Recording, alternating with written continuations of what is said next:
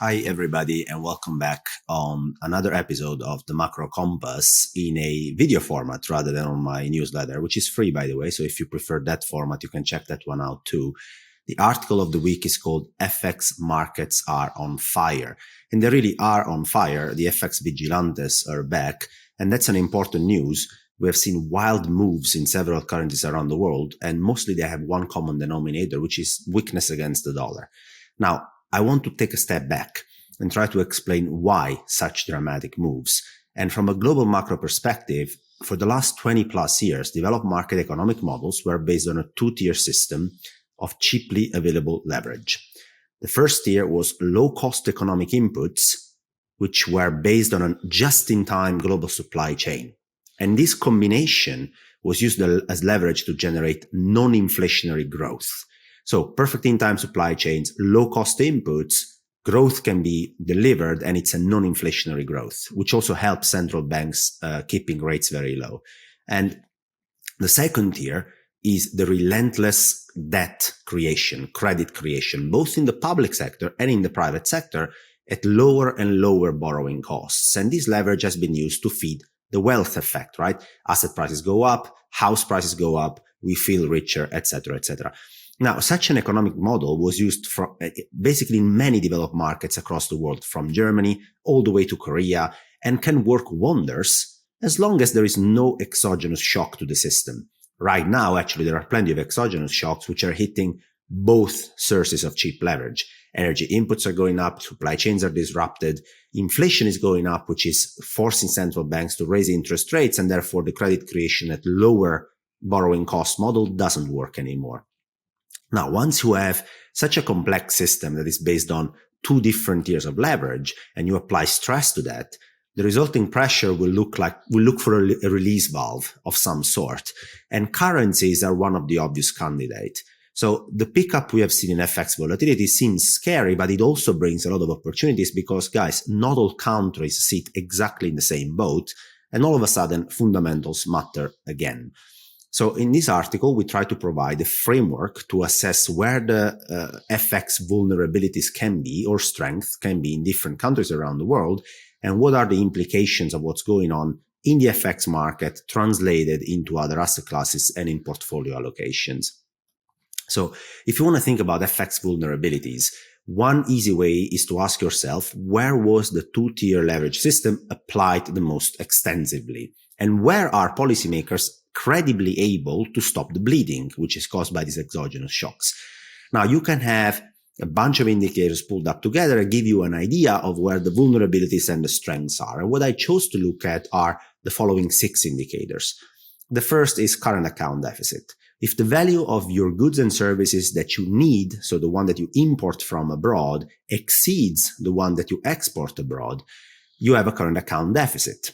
If you also are a net debtor to the world, so basically you owe the world more than the world owes you in terms of financial balance, you have a so-called net international investment position, which is negative. So you are a net debtor to the world. If you have a current account deficit, you need stuff from the world. And the combination of both generally is not a great position to be to handle external shocks from a currency perspective, especially if you also plan to make a large use of fiscal deficits on top of that. And hello, UK, I'm talking to you. Now, private sector debt is something that adds to the problem, because if you have a very high private sector debt, it's also very likely that your central bankers will not be well equipped to tighten monetary policy to offset this shock. When it comes to strength, so what can offset these potential weaknesses? Basically, it's the amount of net foreign reserves you have and the central bank or policymakers' willingness and ability to credibly tighten monetary policy and fiscal policy. Because successfully overcoming these shocks requires a wide array of policymaking decisions. And first of all, if you want to defend your FX from depreciation, you need to have literally net foreign exchange reserves that you can deploy in percentage of GDP and in percentage of your imports, so that you can literally fight the war or stop the bleeding. And the second is policymakers' credibility. So they need to be willing and able to credibly tighten. Now, I put all these 6 indicators together to give you guys a visual snapshot of 10 large currencies around the world, and I color code them to rank them in this framework. And you can see that, there are some strongholds, for example, like Switzerland or some Nordic European countries, but mostly speaking, euro and the sterling are really, really exposed because they have current account deficits. They have a fiscal balance, which is not great. They have a lot of debt vulnerabilities. Especially the UK has not much FX reserves available to actually defend the sterling, and policymakers are not very, very credible in tightening policy. And in the UK now, also fiscal largesse is being implemented. But if I move around the world, also in Japan, China, Australia, for example, there are pockets of weaknesses. So why don't we look at 3 interesting currencies in more details? Let's discuss about Japan. So in Japan, the question is, when is the yield curve control ever going to stop? And Japan has been running QE forever. And a couple of years ago, they decided to move their focus to pinning 10-year Japanese interest rate at 0.25%. Now, Japan has current account and fiscal balances, which are really not particularly healthy. And its leverage is also very large. And as interest rate differentials between Japan, which pegs 10 years at 0.25%, and everywhere else in the world have been widening, there has been one loud question that markets are asking: when will the yield curve control end? And the answer to that question is in this chart, and it has to do with incentive schemes. Because if you look at the Japanese core inflation over the last 20 years, it has averaged minus 0.2%. Minus. So Japan on average has been on a core deflationary trend for the last 20 years. And also inflation expectations, as captured in blue in the chart by inflation swaps, have barely managed to trade above 1% over the last 20 years. And on average, they have traded roughly around 0.5%. So we are talking about a very weak history of generating any inflation at all. And incentive schemes here are very important. Kuroda will end his term in spring 2023. He's the chief of the Bank of Japan. And he won't easily give up on easy monetary policy, especially if he gets one last chance to declare victory, as inflation is slowly picking up in Japan. Now, that means that if you ask me, the yield curve control is not likely to stop anytime soon. But given Japanese vulnerabilities to the exogenous shock and the weaknesses that we talked about before, the markets can't use bonds as a release valve because the Bank of Japan is pinning them. They'll be testing the Japanese yen, right? So the question here is the Ministry of Finance ammunition in Japan and the credibility enough to temporarily defend the Japanese yen against foreign devaluation? And the answer is yes. Japan owns 1.3 trillion of gross foreign exchange reserves, which is, if you net them out and you look at the net amount they own, is $1 trillion. That's 20% of GDP. And it would cover for 1.5 years and more of imports. So Japan has a lot of buffer to defend their currency, and they've started to use that. One point I want to make is, does this mean Japan will sell treasuries? Well, if you look at the table I put up there, the first thing they will do is they will deploy the deposits that they have at foreign central banks. So that's $136 billion. It's a pretty decent amount. They'll be using that first and only later on consider selling treasuries and other bonds they have. The bottom line is that Japan is definitely vulnerable to external shocks, but the policymaker incentive schemes and the fact that they have a very large amount of FX reserves could actually end up frustrating people being short the yen or short Japanese government bonds for quite some time until they're proven right. The second country I want to talk about is Switzerland.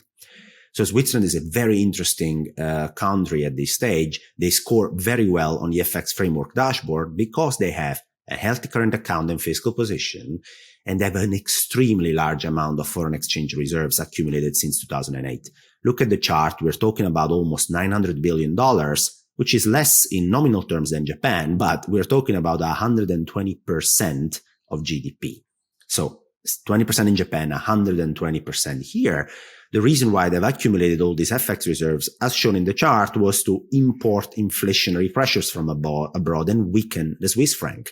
So you sell your Swiss francs, you buy foreign assets, mostly denominated in euro and dollar. Nevertheless, despite having accumulated almost 1 trillion in reserves in the last 15 years, the Swiss franc has kept appreciating against the euro, just to prove how strong structurally would be that currency because of the tailwinds that are described in the dashboard above.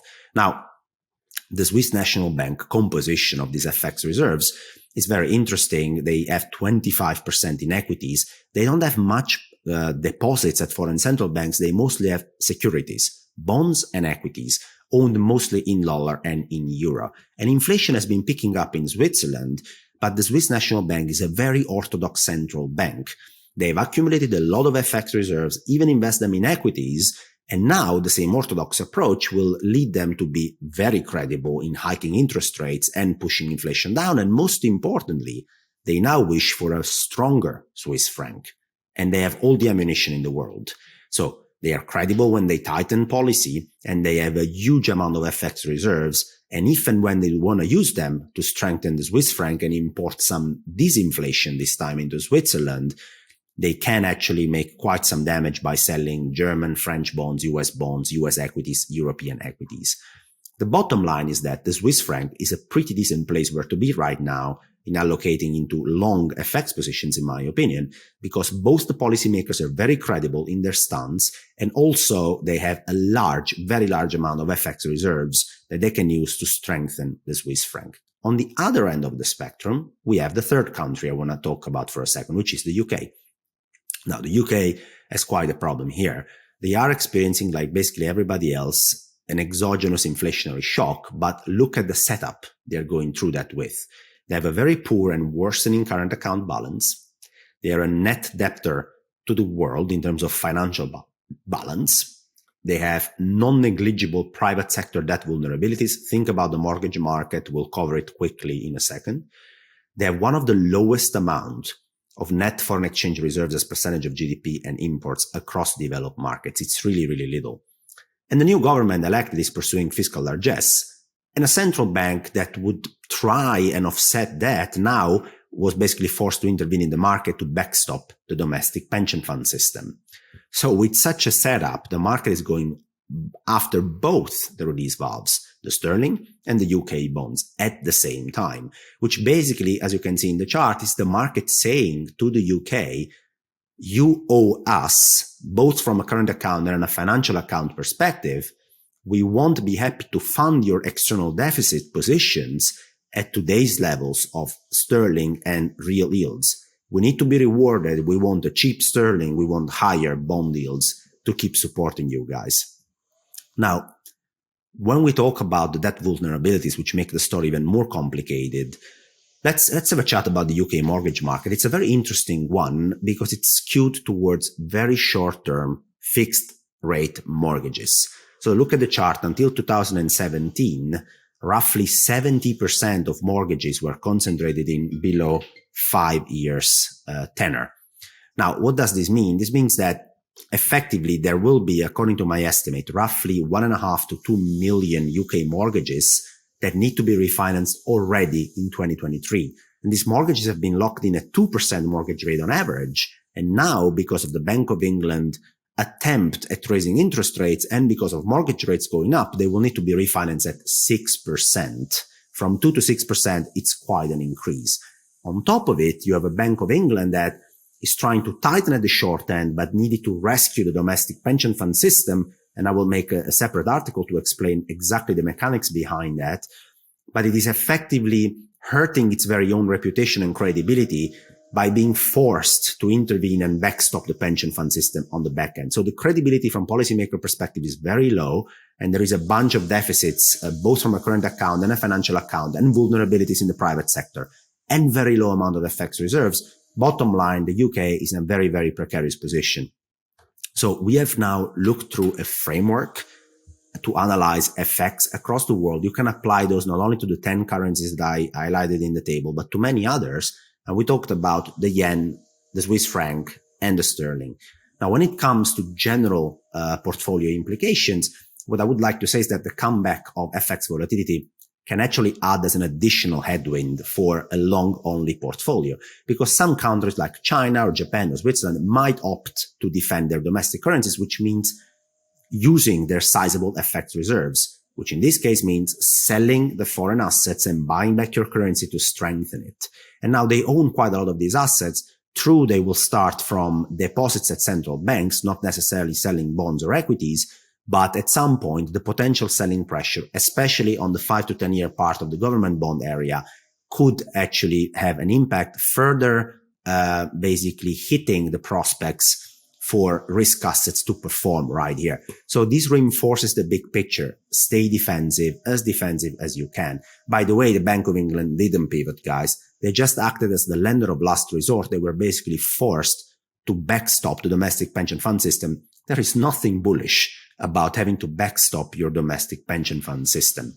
Now, if you want to know more about the portfolio allocation, the tactical trades I'm doing, much more information about this and anything that has to do with macro, you can just have a look at the macrocompass.substack.com. It's free. I publish once a week. It's a newsletter that has accumulated over 100,000 people by now. I really appreciate your support, guys, and we'll talk again next week here on Blockworks.